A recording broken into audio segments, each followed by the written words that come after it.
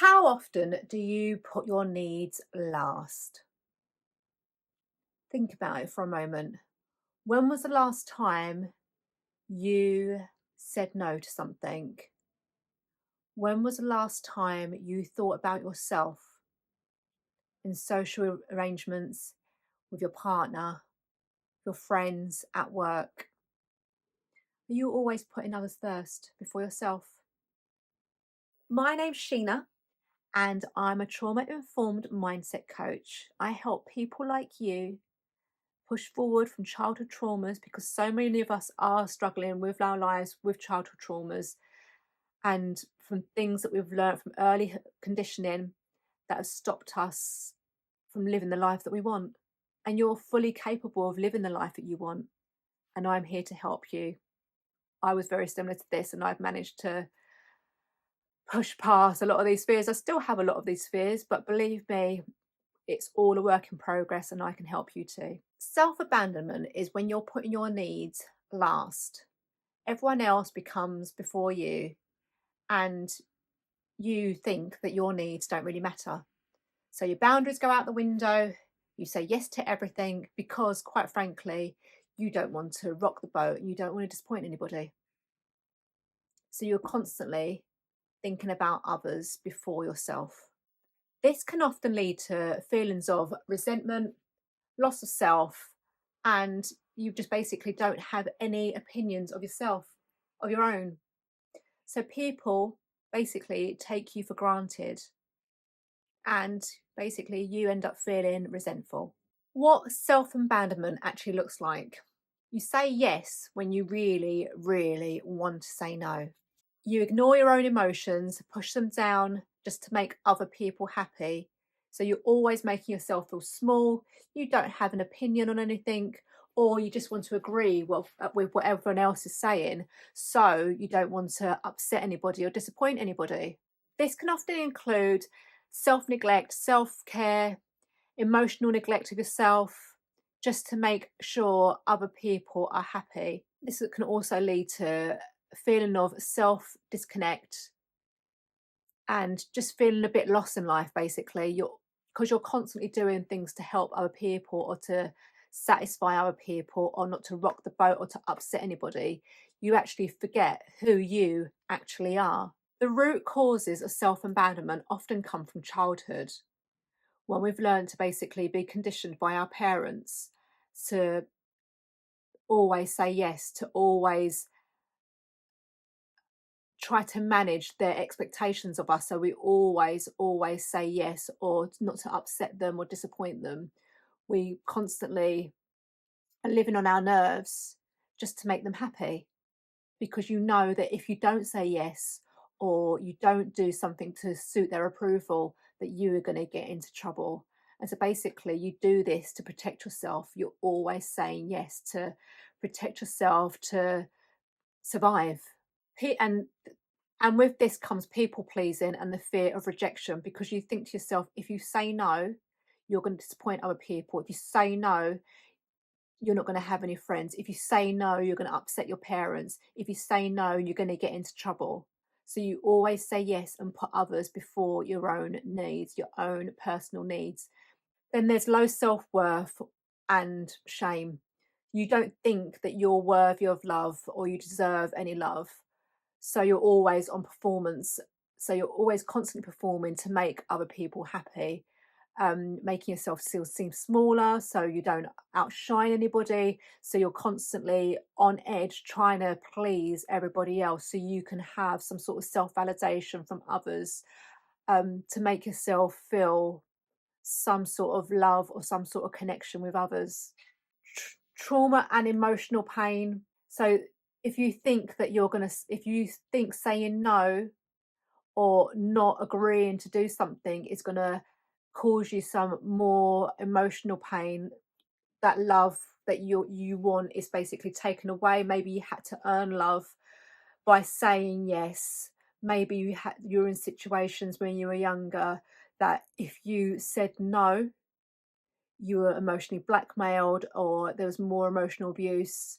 So you've known to basically for your whole life that if you say yes and if you do constantly people please, that will basically ease the pain, or there won't be any trouble, what you think that might cause trouble. So in any situation as an adult now, from childhood, you've always said yes to avoid any situations what could potentially cause yourself emotional pain. So it's more survival mode.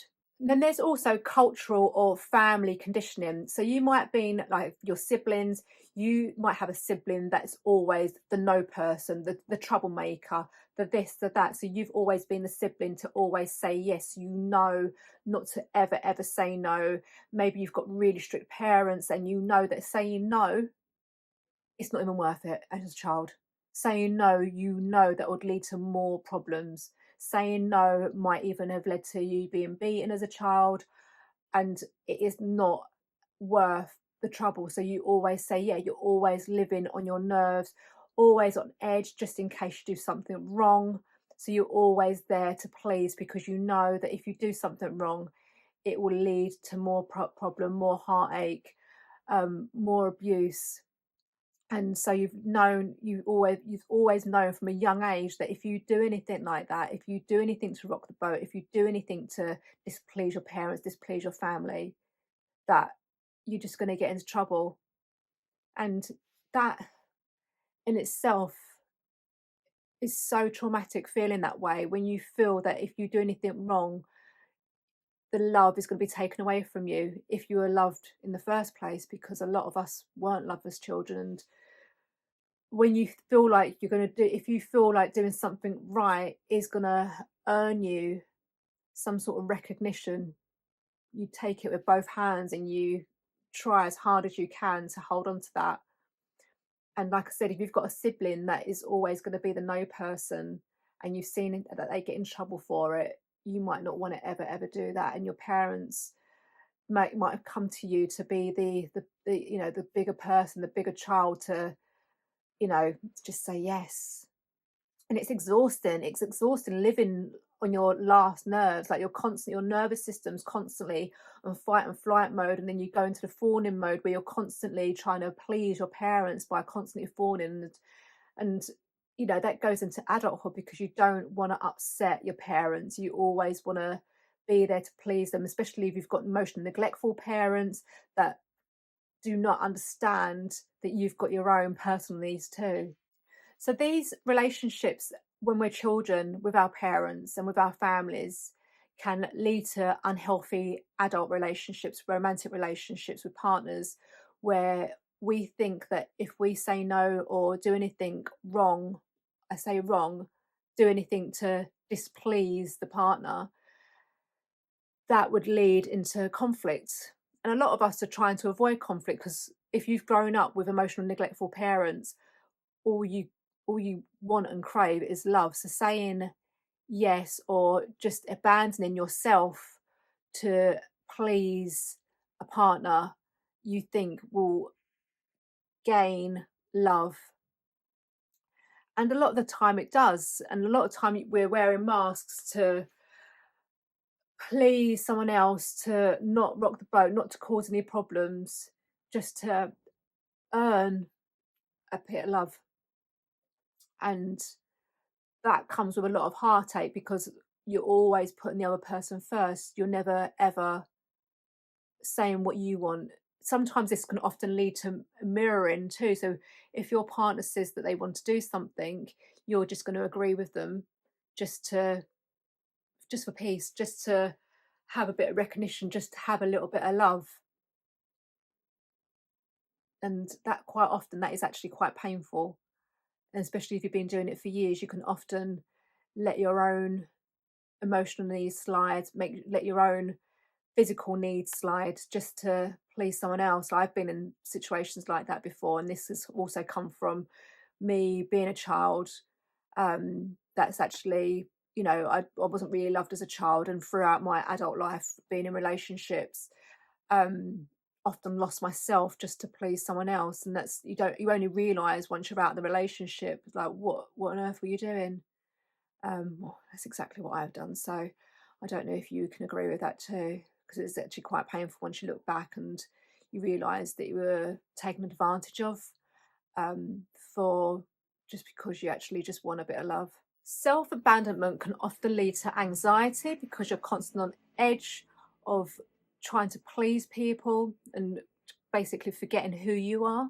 You feel disconnected from yourself, disconnected to other people because you're constantly in that kind of fawning mode where you're constantly trying to please everybody else. So you don't want to allow for any disappointment.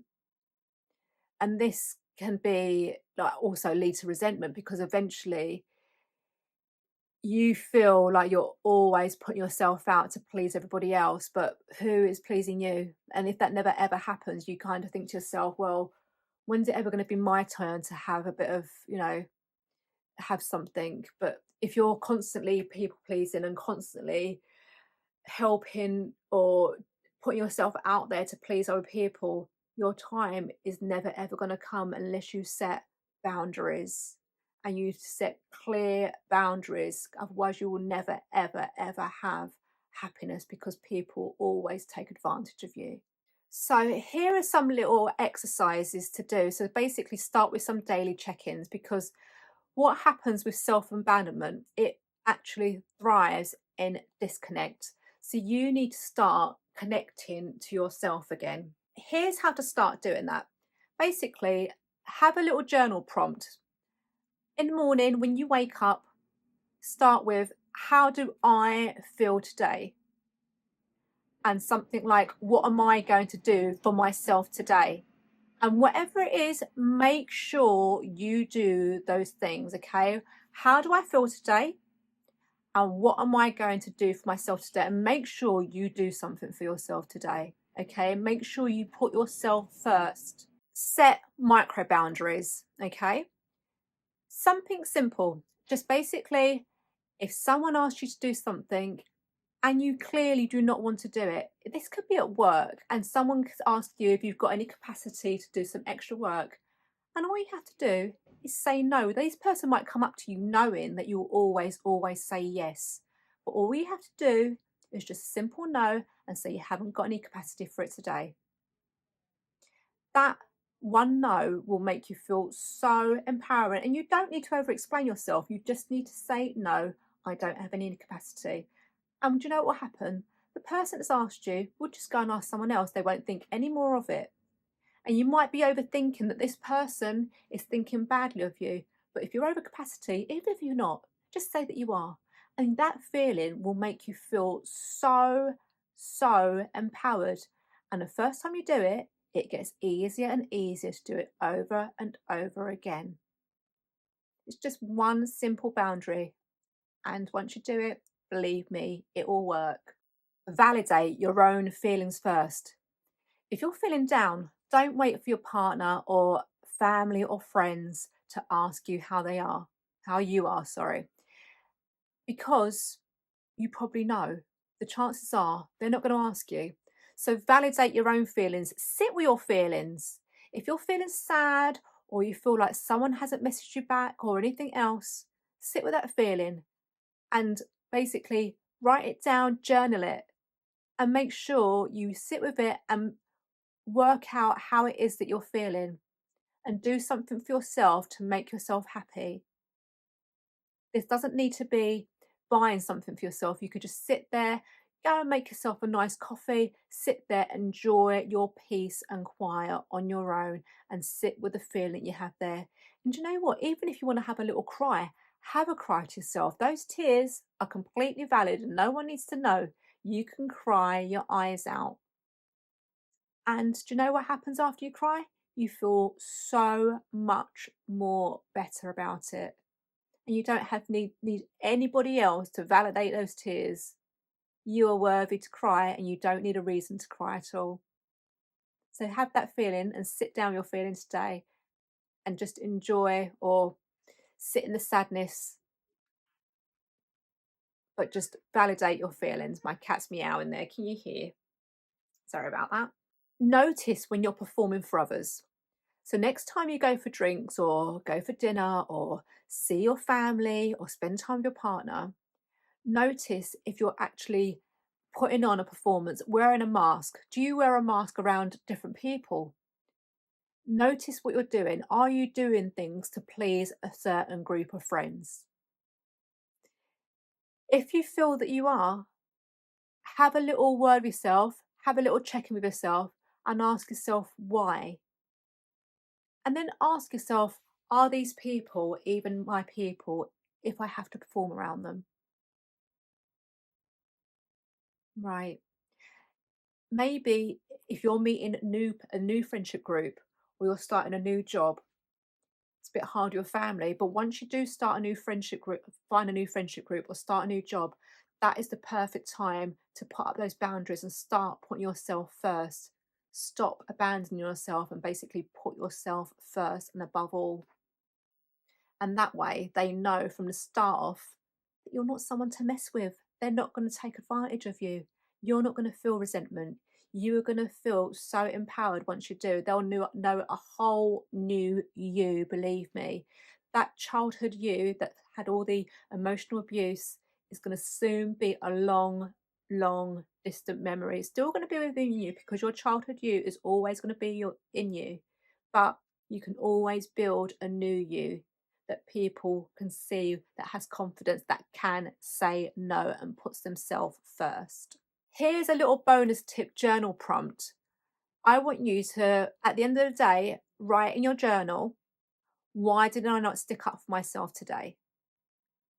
And really think about it, put all your emotions into it, and really understand that. And in a few days' time, I want you to read it back to yourself. Because one of the things we need to do, if we're always used to like abandoning ourselves, is basically speak up to ourselves. But even if it is just saying no, you don't want to do something, chances are other people won't actually judge you for it. And if you need help with something, when was the last time you asked for help? I bet everyone's always asking you for help. Why don't you ask them for help too? What could possibly happen? Think about it. Put yourself out there. Next time you need help, ask for it. The chances are you'll get it. And the chances are that you'll overthink asking for it. And once you do ask for it, ask for help, you'll be able to ask for help over and over again. And it gets easier and easier. Trust me. If you can resonate with anything that I've mentioned in this video today, please comment below. If you found any of my tips helpful, I'd really appreciate it. If you can comment below and let me know if you've tried any of my tips. They're quite simple tips, but they will help you. Believe me, they will. Um, it's basically small tasks will lead to big, big changes in your life, because when you're always used to self-abandonment, you will always overthink, over worry, and because that's what you're used to as a child. But you're an adult now and you can say no, and you're in charge of your life, and you can do this.